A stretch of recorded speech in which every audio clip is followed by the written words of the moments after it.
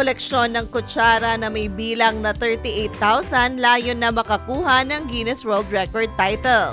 Target ng isang museum owner sa Iowa na makakuha ng Guinness World Record title dahil sa koleksyon nito na 38,162 na piraso ng kutsara at iba pang kutsarita.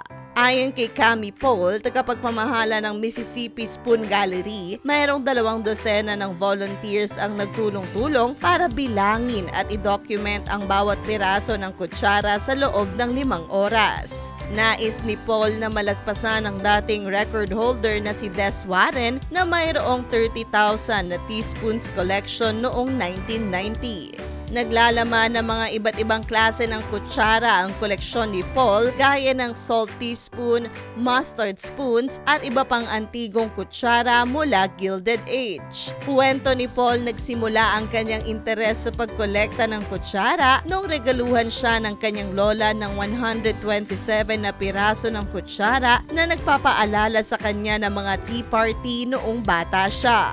Hi! Ito po si DJ Claire ng radyo natin nationwide.